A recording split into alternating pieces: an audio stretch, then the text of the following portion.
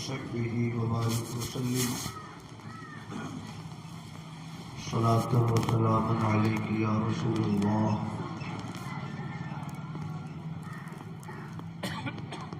رفیقان گرامی، آج ہم اور آپ عالی جناب محمد سلیمان صاحب مرحوم کے چہلم کی مجلس میں حاضر ہیں۔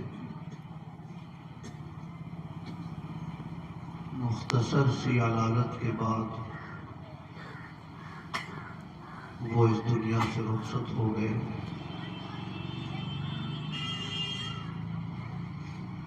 دعا کر لیجیے اللہ رب العزت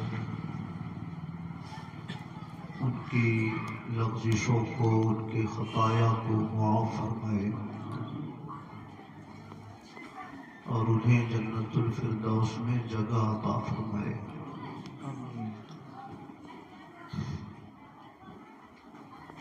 عام طور سے یہ سمجھا جاتا ہے کہ چلتے پھرتے جو موت ہوتی ہے بہت اچھی موت ہوتی ہے،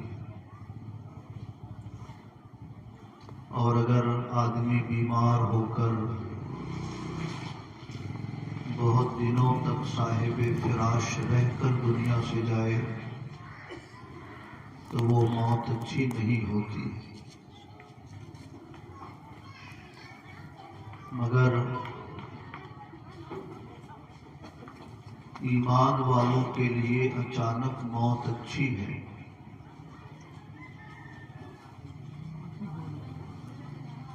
نماز پڑھتا ہوا، درود شریف پڑھتا ہوا، توبہ و استغفار کرتا ہوا اس کی زندگی گزرتی ہے۔ اب اسی درمیان اچانک دنیا سے وہ بندہ چلا جائے تو اس کے حق میں یہ موت اچھی ہے۔ اور اگر کوئی فسق و فجور کی زندگی گزارتا ہو، گناہوں میں ڈوبا رہتا ہو، وہ اگر اچانک چلا گیا تو اس کے حق میں یہ موت اچھی نہیں ہے کہ اسے توبہ کی توفیق بھی نہ مل سکی۔ بیمار پڑتا، بستر پہ مہینہ دو مہینہ رہتا تو کم سے کم اسی بہانے اسے گناہوں پہ شرمندہ ہونے کا موقع ملتا، خدا کو یاد کرتا، اپنے گناہوں پہ ندامت محسوس کرتا، تو جو صلاح و تقوی کی زندگی گزار رہا ہو اس کے لیے اچانک موت اچھی ہے، اور جو فسق و فجور میں مبتلا ہو اس کے لیے اچانک موت اچھی نہیں ہے، بلکہ اس کے لیے بیمار ہو کر دنیا سے جانا اچھا ہے، کیونکہ اسی بہانے اسے توبہ کی توفیق مل جاتی ہے۔ جتنے دنوں تک وہ علالت میں رہتا ہے، ایام علالت کی ہر تکلیف اس کے گناہوں کا کفارہ بنتی ہے، اس کے گناہ معاف ہوتے ہیں۔ تو مہینہ دو مہینہ 6 مہینہ اگر بیماری کی حالت میں رہا تو بیماری کی حالت کی تکلیف اس کے گناہوں کا کفارہ بنی، بستر پہ پڑا رہا تو بیماری میں اللہ کو یاد کرتا رہا اور اپنے گناہوں سے توبہ کرتا رہا، شرمندہ ہوتا رہا۔ اس لیے ہر اچانک موت اچھی نہیں ہوتی ہے، اور ہر تکلیف والی موت خراب نہیں ہوتی ہے۔ اگر آدمی نیک ہو، تقوی شعار ہو تو اس کے لیے اچانک موت اچھی ہے، اور اگر فسق و فجور میں مبتلا ہو تو اس کے لیے بیماریوں والی موت زیادہ اچھی ہے، تاکہ اسی بہانے وہ توبہ کر لے۔ اللہ کا شکر ہے، ہمارے سلیمان صاحب بہت شریف آدمی تھے، نیک طبع انسان تھے، نمازوں کے پابند تھے، اور اخیر عمر میں اللہ تعالیٰ نے انہیں زیارت حرمین شریفین کی بھی سعادت عطا فرمائی تھی، اس لیے وہ اچانک چلے گئے تو ہم اسے اچھی موت کہہ سکتے ہیں۔ اللہ پاک ان کے درجات بلند فرمائے۔ درود شریف پڑھیں، اللہم صلی علی سیدنا و مولانا محمد معدن الجود والکرم وعلی آلہ وصحبہ وبارک وسلم، صلاۃ و سلام علیک یا رسول اللہ۔ حضرت جنید بغدادی فرماتے تھے کہ اچھے عمل کرنے والوں کو بھی اپنے اچھے عمل کے اخیر میں استغفار کرنا چاہیے، برے عمل والوں کو تو کثرت سے استغفار کرنا ہی چاہیے۔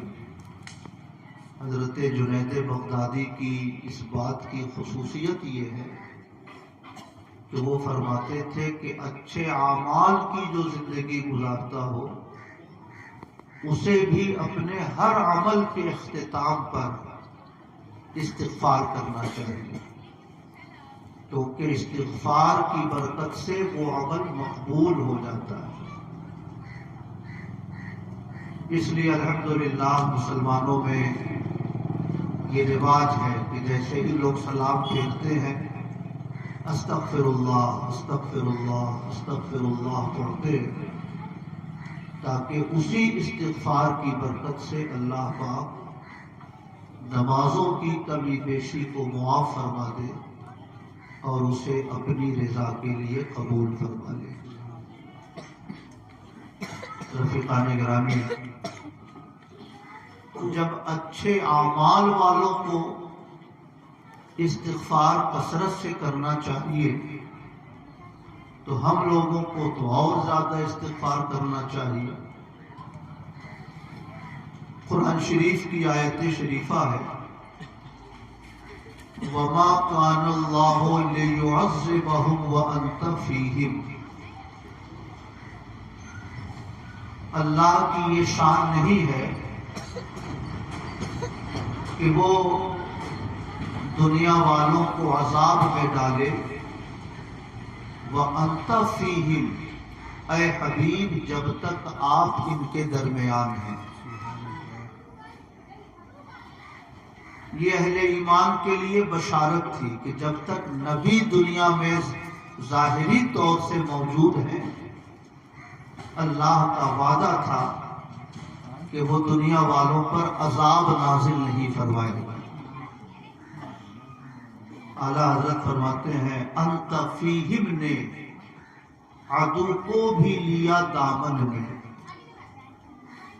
یعنی جب اللہ کا وعدہ ہے کہ جب تک نبی دنیا میں ہے تب تک وہ عذاب عام نازل نہیں فرمائے گا، تو اس بشارت میں اہل ایمان بھی آ گئے، جو اہل ایمان نہیں ہے وہ بھی آ گئے۔ تو انت فیہم نے عدو کو بھی لیا دامن میں، عیش جاوید مبارک تمہیں شیدائی دوست۔ اے حبیب کے شیدائی، آپ کو عیش جاوید مبارک ہو، کیونکہ اللہ کا وعدہ ہے کہ جب تک یہ پیغمبر اہل دنیا میں ہے وہ عام عذاب نازل نہیں فرمائے گا۔ اس لیے پچھلے پیغمبروں کی امتوں میں کسی پر پتھر کی بارش ہو جاتی تھی، حضرت نوح علیہ السلام کی امت پر سیلاب آیا جس میں ڈوب کے مر گئے، کسی امت کو زمین میں دھسا دیا گیا، مگر ہمارے پیغمبر کی برکت سے کوئی عام عذاب نہ اہل مکہ پر نازل ہوا، نہ دنیا میں کوئی عام عذاب نازل ہوا، کیونکہ اللہ کا وعدہ تھا ما کان اللہ لیعذبہم وانت فیہم، اے پیغمبر آپ جب تک ان کے درمیان ہیں اللہ تعالیٰ ان کو عذاب میں مبتلا نہیں فرمائے گا، عام عذاب، جنرل عذاب۔ اور اس کے بعد اسی آیت شریفہ میں وَمَا كَانَ اللَّهُ مُعَذِّبَهُمْ وَهُمْ يَسْتَغْفِرُونَ، اور اللہ تعالی اہل دنیا پر عذاب نازل نہیں فرمائے گا جب تک یہ استغفار کرتے رہیں، جب تک یہ استغفار کرتے رہیں گے اللہ تعالیٰ ان پر عذاب نازل نہیں فرمائے گا۔ تو حضرت حسن بصری فرماتے تھے کہ اے لوگوں، اللہ تعالیٰ نے 2 امان تمہیں عطا فرمائی تھی، ایک امان پیغمبر کی ذات تھی کہ پیغمبر جب تک رہیں گے تم پر عذاب نہیں اترے گا، یہ امان تو تمہارے ہاتھوں سے نکل گئی، یعنی پیغمبر ظاہری طور سے دنیا سے تشریف لے گئے۔ تو حضرت حسن فرماتے تھے کہ 2 امان اللہ نے تمہیں دی تھی، جب تک پیغمبر رہیں گے عذاب عام نازل نہیں ہوگا، اور جب تک لوگ استغفار کرتے رہیں گے عذاب نازل نہیں ہوگا۔ تو ایک امان سے تو تم محروم ہو گئے، دوسرا امان ابھی تمہارے پاس ہے، اس لیے استغفار کرتے رہو تاکہ تم اللہ کے عذاب سے محفوظ رہو۔ کہیے سبحان اللہ۔ ایک امان تو تمہارے ہاتھوں سے نکل گئی، ایک امان تمہارے پاس ہے، اور اللہ کا وعدہ ہے کہ جب تک لوگ استغفار کرتے رہیں گے اللہ تعالیٰ ان کے اوپر عذاب نازل نہیں فرمائے گا۔ میرے بھائیوں، اصل میں انسانوں پر جو بھی مصیبت آتی ہے وہ ہمارے گناہوں کی وجہ سے آتی ہے۔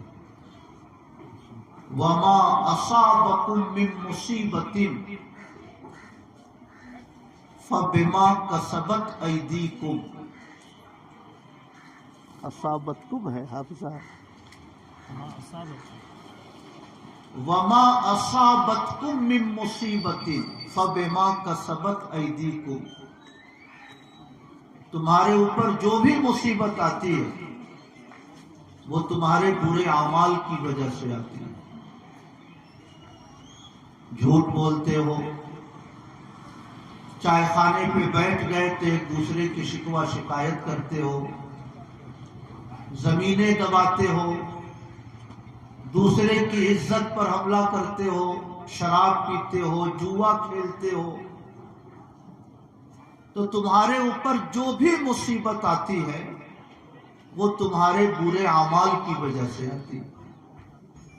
اور بندہ جب استغفار کرتا ہے تو برے اعمال کی نحوست ختم ہونے لگتی ہے۔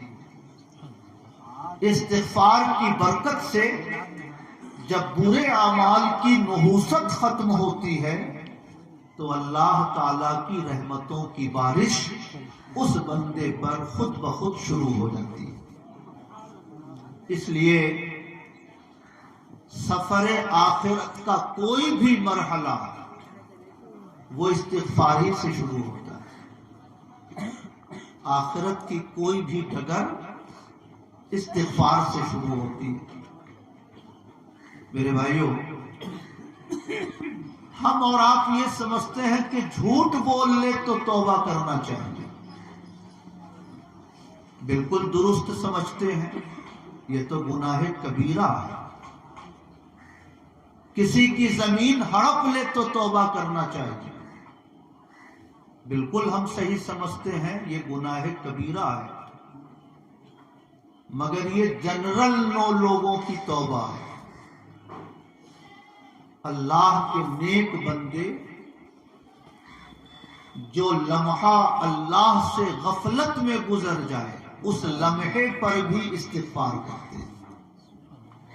سمجھ رہے ہیں؟ جو ٹائم اللہ کے ذکر کے بغیر گزر جائے اس ٹائم پر بھی وہ استغفار کرتے ہیں. اسی کو کہا جاتا ہے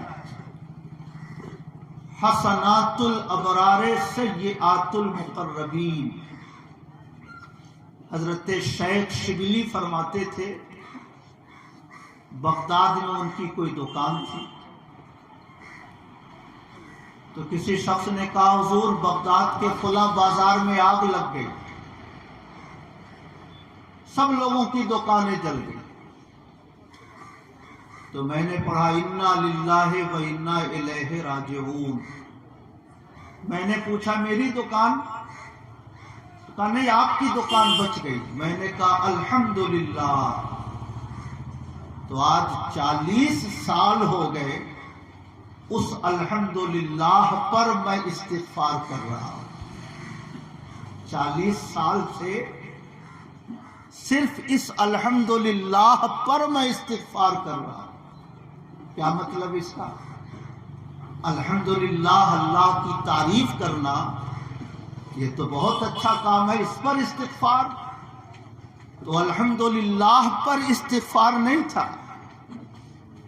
دوسرے ایمان والوں کی دکان جل گئی اور میری بچ گئی تو میں نے کہا الحمدللہ. تو بظاہر دوسرے لوگوں کی دکانوں کے جلنے پر اور اپنی دکان کے بچنے پر جو میں نے خوشی ظاہر کر دی، 40 سال سے میں اپنے اس فعل پر توبہ کر رہا ہوں. سمجھ رہے ہیں؟ تو میرے بھائیوں، عام جنتا کی توبہ الگ ہوتی ہے، اولیاء کرام کا استغفار الگ ہوتا ہے، انبیاء کرام کا استغفار الگ ہوتا ہے. ہم لوگ تو جنرل کیٹیگری والے ہیں. پیغمبر فرماتے تھے میں روزانہ 70 بار استغفار کرتا ہوں. تو یہ نہ سمجھیے گا کہ پیغمبر 70 گناہوں سے توبہ کرتے تھے.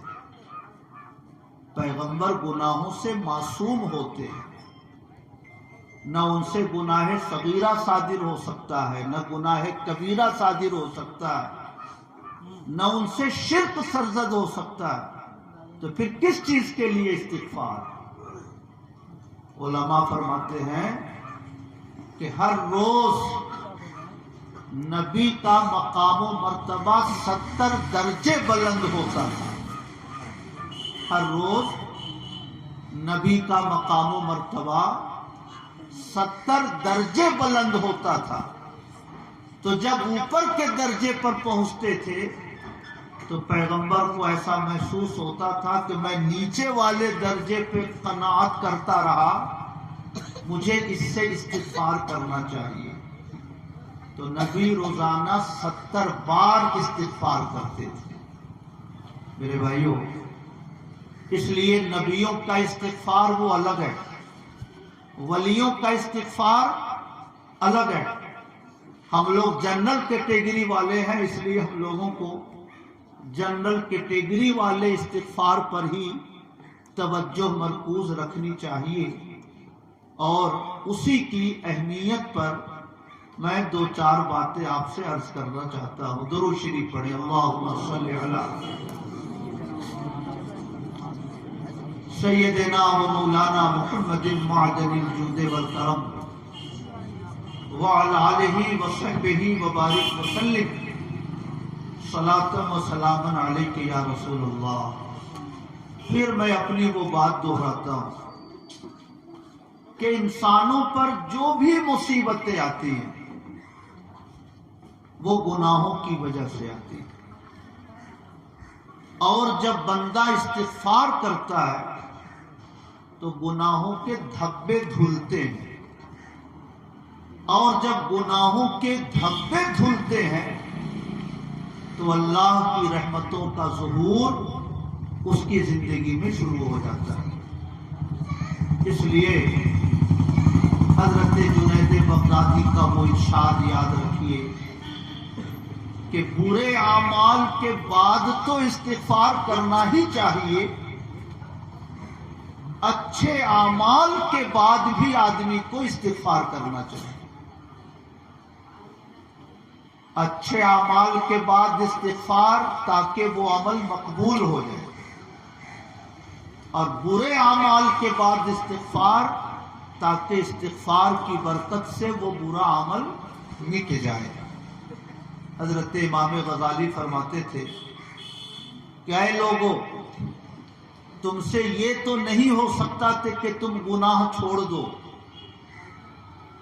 مگر یہ تو ہو سکتا ہے کہ جب بھی کوئی جانے انجانے میں گناہ ہو تو فوراً استغفار کرو۔ یہ تو ہو سکتا ہے، کیونکہ گناہ لکھنے والے فرشتے بھی بندوں کے استغفار کا انتظار کرتے ہیں۔ گناہ سرزد ہوا تو فوراً فرشتے اس کو نہیں لکھتے، دیکھتے ہیں یہ استغفار کرتا ہے کہ نہیں۔ اگر استغفار کر لے تو فرشتے اس عمل کو نہیں لکھتے، اور اگر استغفار نہیں کیا، بقیہ کاموں میں مصروف ہو گیا، تو فرشتے اس کو رجسٹر میں درج کر لیتے۔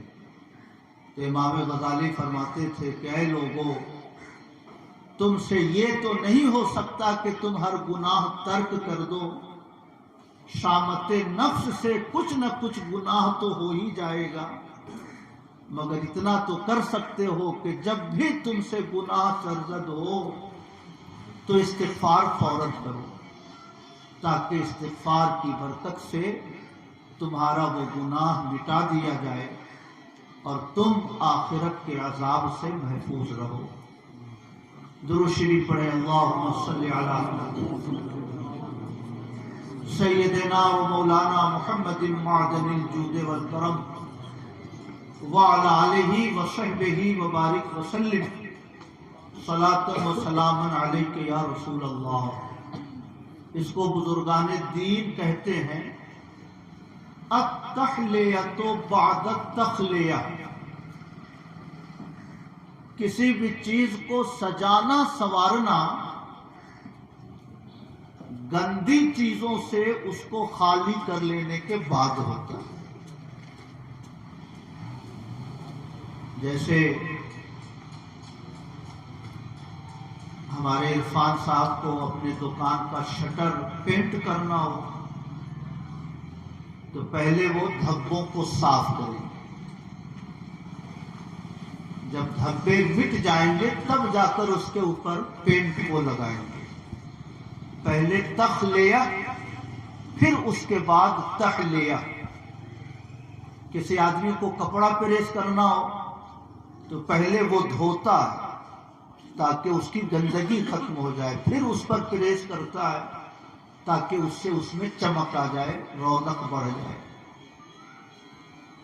تو پہلے تخلیہ پھر تحلیہ۔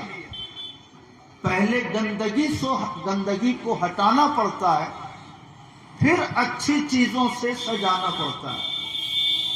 اگر تخلیہ کے بغیر تحلیہ ہوا تو وہ تحلیہ آپ کی رونق کا اور آپ کی روحانی ترقی کا سبب نہیں بن سکے گا۔ سمجھ رہے ہیں؟ اس لیے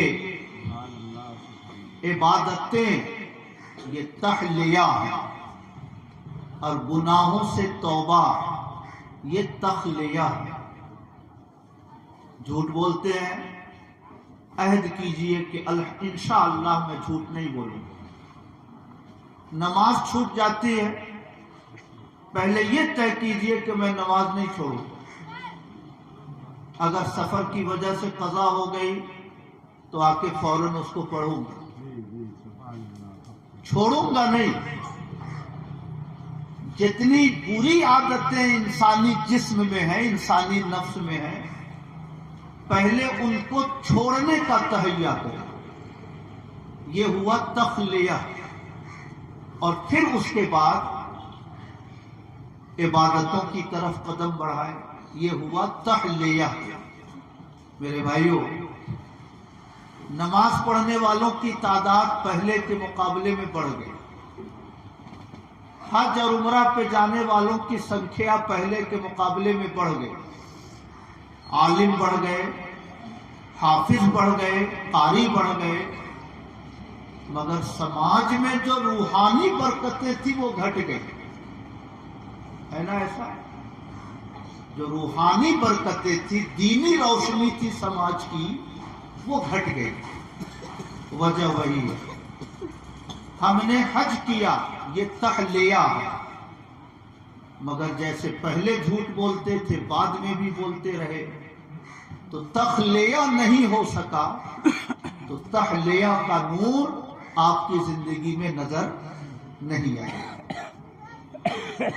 ہمارے اندر عادت ہے غیبت کرنے کی،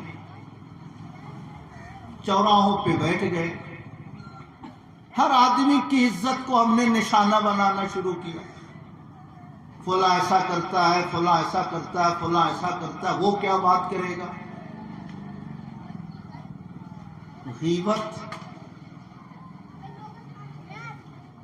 کا مطلب یہ نہیں ہے کہ جو عیب نہ ہو وہ بیان کیا جائے، کسی بھی آدمی میں جو عیب ہو پیٹھ پیچھے اسی کو بیان کیا جائے، اسی کو غیبت کہتے ہیں، سمجھ رہے ہیں؟ حضور سے صحابی نے پوچھا، حضور غیبت کس کو کہتے ہیں؟ تو آقا نے فرمایا، ذکرک اخاک بما یکرہ، اپنے بھائی کا ایسا تذکرہ کرنا جو اس بھائی کو پسند نہ ہو۔ تو صحابی نے عرض کیا، حضور کہ وہ عیب تو اس کے اندر ہے، اس لیے میں ذکر کرتا ہوں۔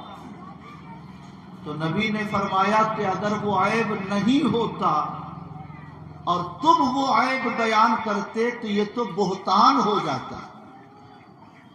عیب ہے مگر تم پیٹھ پیچھے اسے بیان کر رہے ہو، تبھی تو یہ غیبت ہے۔ اگر وہ عیب نہ ہوتا اور تم اسے بیان کرتے، فلاں ایسا کرتا ہے، فلاں ایسا کرتا ہے، تو وہ غیبت نہیں تھی، وہ تو بہتان ہو جاتا، یعنی ایک کیٹیگری وہ آگے بڑھ جاتا۔ میرے بھائیوں، یہ جنرل چیز ہے۔ پہلے کے زمانے میں عورتیں اس مرض میں مبتلا ہوتی، محلے میں کنواں ہو، محلے کی عورتیں پانی کے لیے جمع ہوئی، پورے محلے کی کہانی شروع ہوتی، فلانے نے ایسا کہا، فلانے نے ایسا کیا، فلانے کی ساس نے ایسا کہا، فلانے کی نند نے ایسا کہا۔ یہ بیماری پہلے عورتوں کی تھی، مگر میں یہ سمجھتا ہوں کہ کنواں بند ہونے سے یہ بیماری عورتوں میں تھوڑی گھٹ گئی، اور چائے خانہ بڑھنے سے مردوں میں یہ بیماری بڑھ گئی۔ چائے خانہ کی وجہ سے مردوں میں یہ بیماری بڑھ گئی۔ شاید باید دو آدمی چائے خانے پہ بیٹھے ہوں اور کسی کی شکایت نہ کر رہے ہیں، اگر شکایت نہیں کرنی ہوگی تو 5 گھنٹہ بیٹھے گا کیوں؟ وہ اپنے گھر چلائے گا، بال بچوں میں بیٹھے گا، کاروبار میں جائے گا، تجارت میں جائے گا۔ مگر میں تو مدرسے سے گزرتے ہوئے دیکھتا ہوں، صادق صاحب کے ہوٹل پر بیٹھے ہیں تو بیٹھے ہیں، لوگ بیٹھے ہیں تو گھنٹوں بیٹھے ہیں۔ یہ گھنٹوں کیسے گزرتا ہے؟ وہ اسی سلسلے سے گزرتا ہے، فلانوا ایسا، فلانوا ایسا، فلانوا ایسا، فلانوا ایسا، تو اس میں ادھر سے کسی نے جوڑ دیا، ادھر سے کسی نے جوڑ دیا، ادھر سے کسی نے جوڑ دیا۔ تو یہ جو قصہ حسن و عشق ہے، یہ دراز ہوتا ہے اسی انداز میں۔ میرے بھائیوں، غیبت کا سب سے بڑا نقصان یہ ہے کہ آپ کی نیکی اس کو دے دی جاتی ہے، سمجھ رہے ہیں؟ غیبت کا یہ سب سے بڑا نقصان ہے کہ آپ کی نیکی اس کو دے دی جاتی ہے۔ سبحان اللہ. علامہ جلال الدین سیوطی کی ایک کتاب ہے الجامع الصغیر، حدیثوں کا مجموعہ ہے. اس کی شرح لکھی ہے امام عبد الرؤوف مناوی نے فیض القدیر. اس فیض القدیر میں آج میں نے دیکھا کہ حضرت حسن بصری کو کسی نے بتایا کہ فلاں آدمی تو آپ کی بہت شکایت کر رہا ہے، آپ کے بارے میں بہت الٹی سیدھی باتیں کر رہا. تو حضرت حسن بصری نے حلوہ بنوایا، اسے برتن میں لیا اور لے کر پہنچ گیا اس کے گھر. وہ حیرت زدہ کہ اتنے بڑے امام ہمارے گھر کیسے آ گئے؟ کہا حضور آپ نے کیسے زحمت کی؟ آپ فرماتے میں چلا آتا. تو حضرت حسن بصری نے فرمایا مجھے خبر ملی کہ تم نے اپنی نماز کا ثواب ہم کو دیا، تم نے اپنے روزوں کا، قرآن کی تلاوت کا ثواب مجھے دیا، تو میں تمہیں اپنی نمازوں کا ثواب تو نہیں دے سکتا، مگر میں نے سوچا کہ کم سے کم حلوہ تو لے جا کر پیش کر دو تمہیں، کہ جس نے مجھے نمازوں کا ثواب دیا ہے کم سے کم میں اس کو حلوہ تو لے جا کر پیش کروں. اس لیے میں تمہارے پاس حلوہ لے کر آیا. کہیے سبحان اللہ. میرے بھائیو، میں یہ آپ کو سمجھانا چاہتا ہوں کہ غیبت کا سب سے بڑا نقصان یہ ہے کہ آپ کی نیکی اس کو دے دی جاتی ہے. اور غیبت سے اگر آپ توبہ کر لیں تب تو سبحان اللہ. اور میں نے کہا مولانا نور الحسن صاحب ٹھیک آدمی نہیں، اور ان کو خبر ہو گئی، تو اب ہم توبہ کریں تو توبہ سے نہیں معاف ہوگی یہ غیبت. جب تک ان سے ہم معافی نہیں مانگیں گے تب تک غیبت معاف نہیں ہوگی. اس لیے بزرگان دین فرماتے ہیں الغیبت اشد من الزنا، الغیبت اشد من الزنا. غیبت یہ زنا سے بھی بڑا گناہ. تو کہاں زنا اور کہاں غیبت؟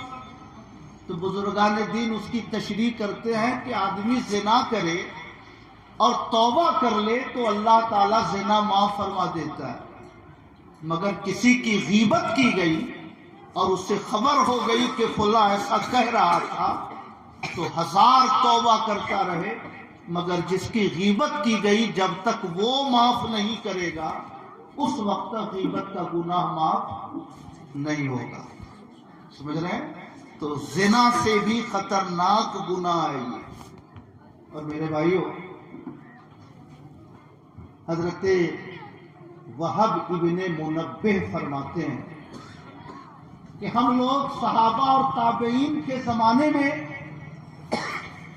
کسی کی نیکی کا اندازہ اس سے نہیں کرتے تھے کہ وہ کتنا قرآن پڑھتا ہے. کسی کے نیک ہونے کا اندازہ ہم لوگ اس سے نہیں لگاتے تھے کہ وہ کتنا نفل پڑھتا ہے، بلکہ کسی کے نیک ہونے کا اندازہ ہم لوگ اس سے لگاتے تھے کہ اس کی گفتگو غیبت سے کتنی دور رہتی ہے. سمجھ رہے؟ اگر اس کی زبان پر غیبت نہ ہو کسی کی تو ہم سمجھتے تھے کہ یہ بڑا صاحب کمال ہے، اور اگر غیبت کرتا ہو تو ہم لوگ سمجھتے تھے کہ یہ عام آدمی ہے، ٹھیک آدمی ہے. سمجھ رہے؟ اس لیے میرے بھائیوں،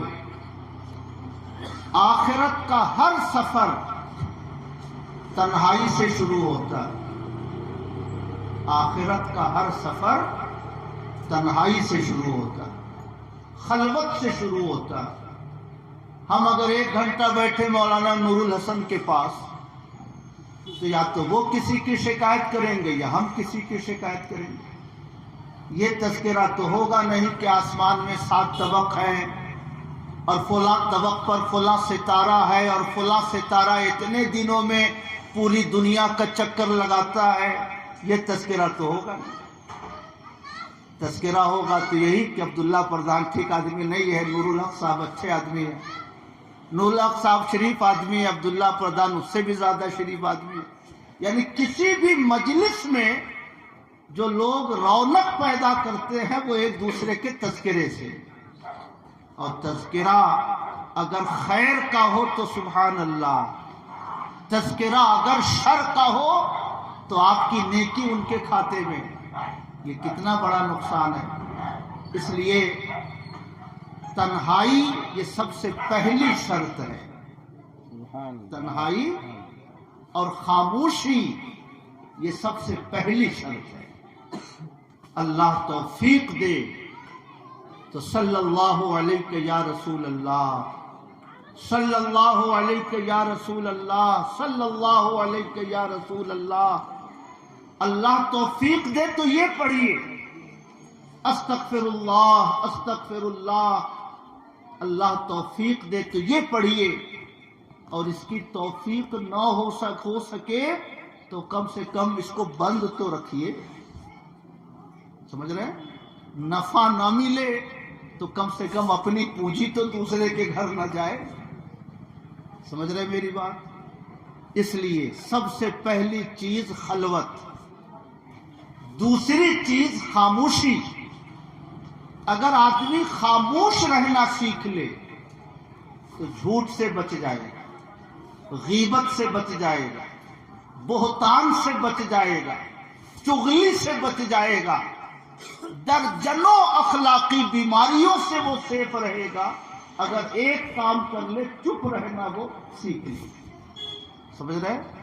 اس لیے میں اپنے عزیز محترم مولانا نور الحسن صاحب سے اکثر کہتا ہوں کہ آپ نے اپنے بعض اساتذہ سے گویائی سیکھی ہے تو مجھ سے تھوڑی خاموشی سیکھ لی۔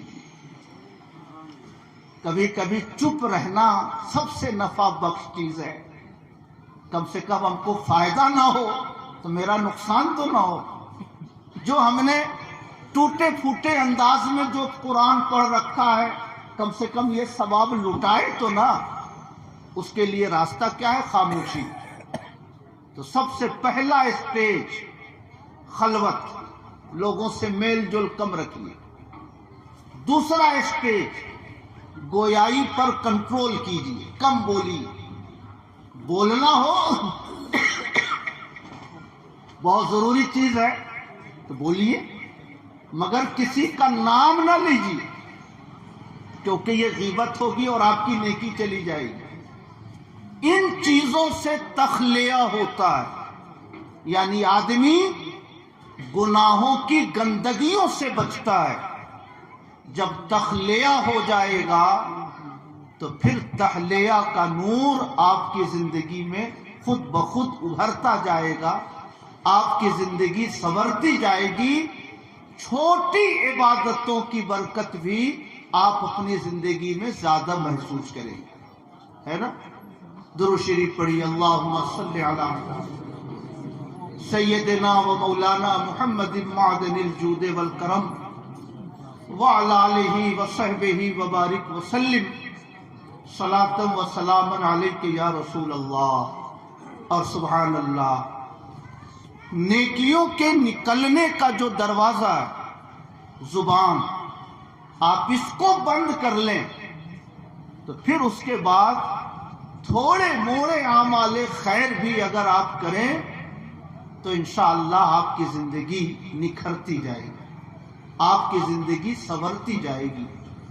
اور ہم لوگ تو الحمدللہ ایسے رب کے ماننے والے ہیں، اللہ کے پیغمبر فرماتے ہیں ہر نماز کے بعد جو 3 بار پڑھے استغفر اللہ الذی لا الہ الا هو الحی القیوم واتوب الیہ، استغفر اللہ الذی لا الہ الا هو الحی القیوم واتوب الیہ، 3 بار پڑھے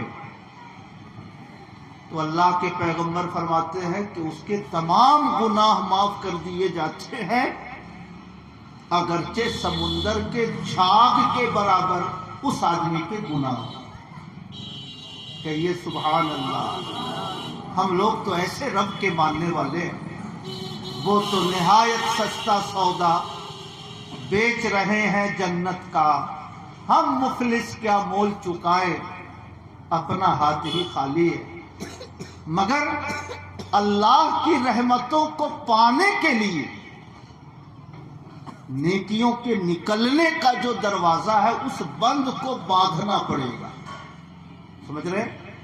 آپ روزانہ 1000 بار درود شریف پڑھیں، روزانہ 1000 بار کلمہ شریف پڑھیں، اور بیٹھ کر دن بھر چائے خانے پہ شکایت کریے۔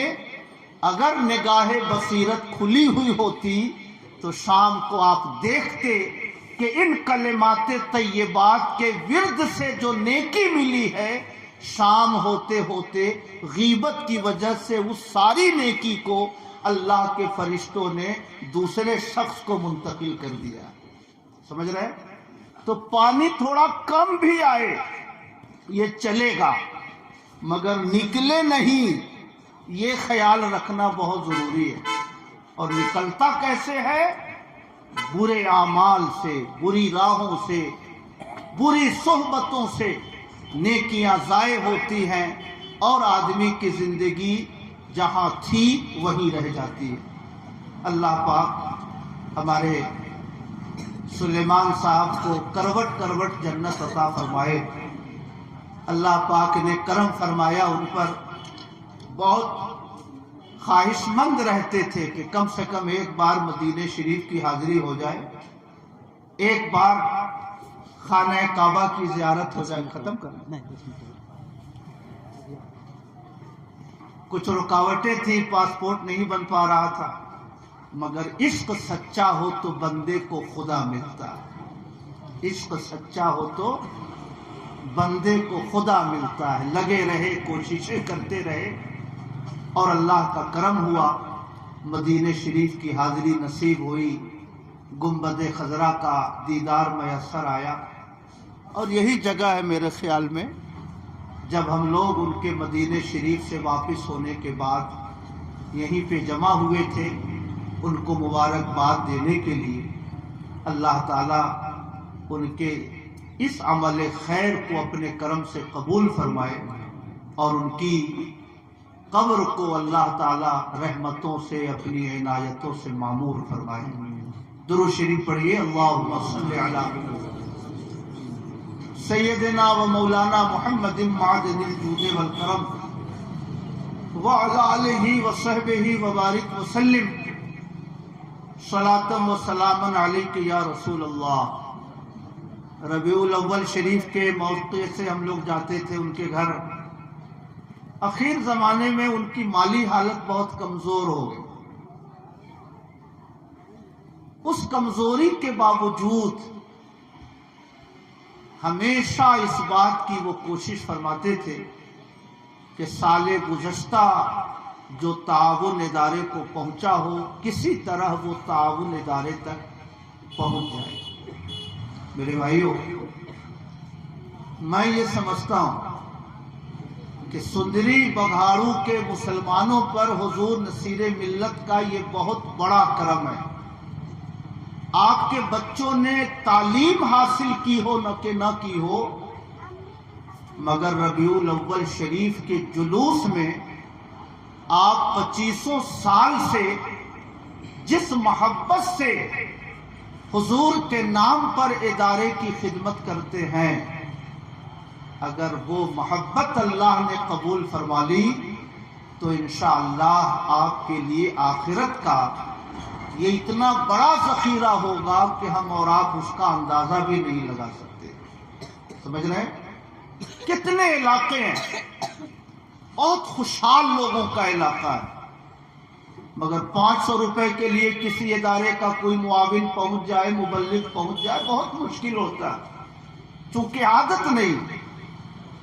پیسے ہیں گھر میں مگر عادت نہیں، تو 500 دینا مشکل ہوتا ہے۔ اور آپ کو حضور نصیر ملت نے آپ کے اندر یہ عادت پیدا کی، گھر میں کھانے کو ہو کہ نہ ہو، مگر بڑے شوق سے 1000 2000 5000 آپ لاتے تھے اور ادارے کو پیش کرتے تھے۔ میں یہ سمجھتا ہوں کہ اللہ نے اگر آپ کا صرف یہ عمل قبول فرما لیا تو آخرت کا بہت بڑا ذخیرہ انشاءاللہ ثابت ہوگا. سمجھ رہے ہیں؟ اور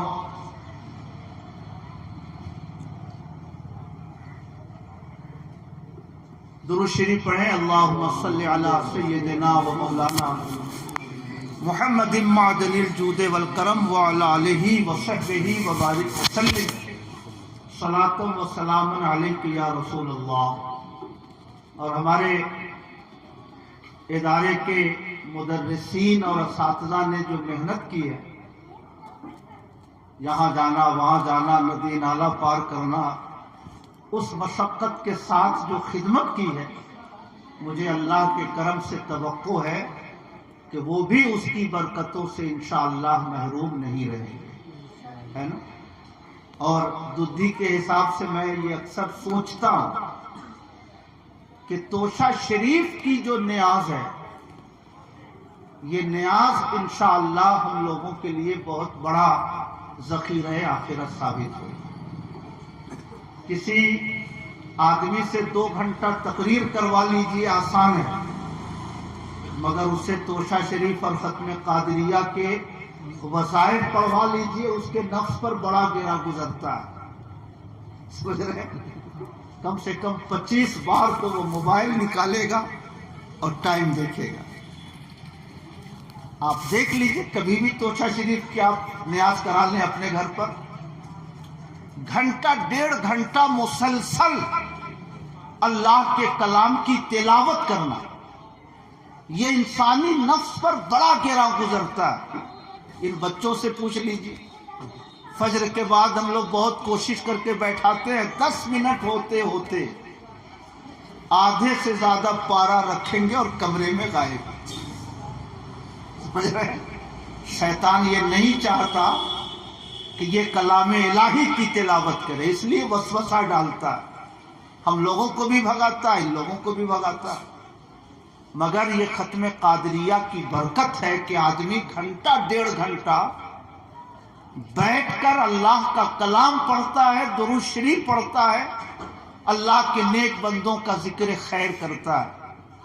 تو آپ کا ربیع الاول والا چندہ اور ہمارے ان علماء کا وہ ختم قادریہ کا وظیفہ انشاءاللہ آخرت میں ایک بہت بڑا ذخیرہ ثابت ہوگا.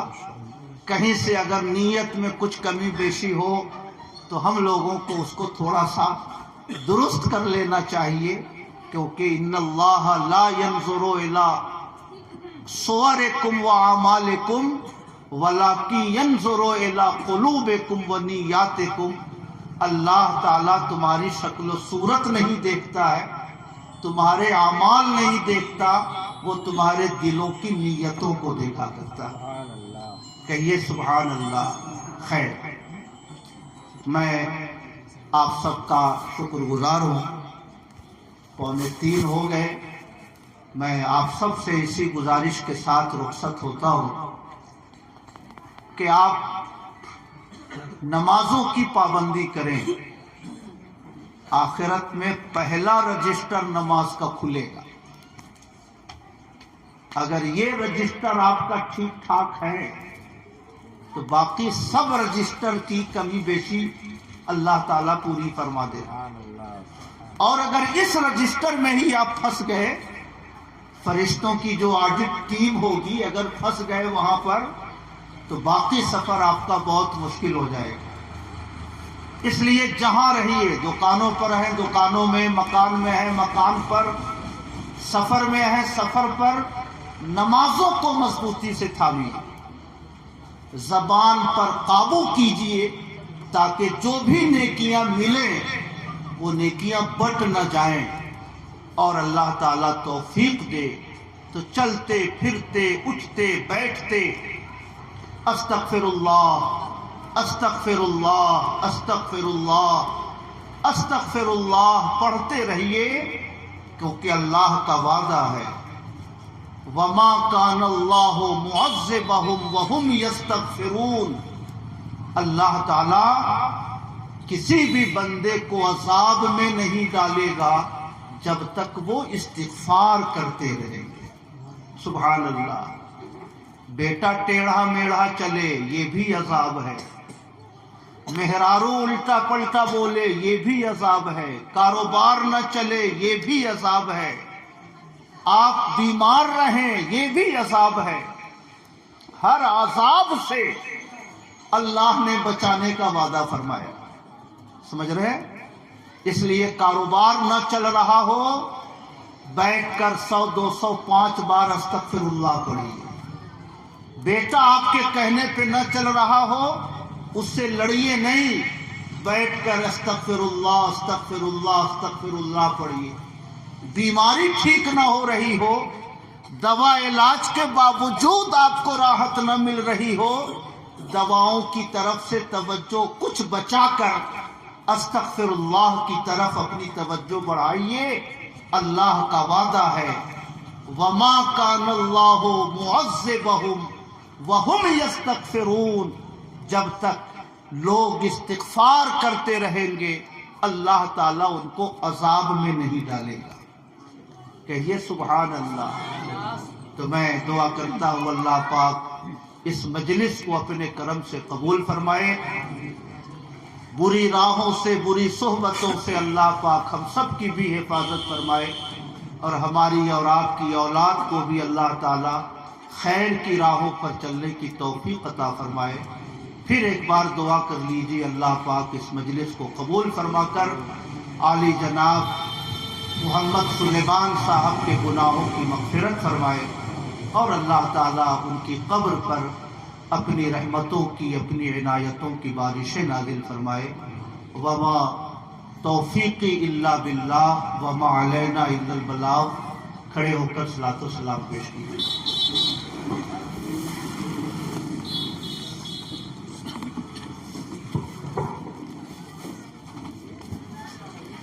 مصطفیٰ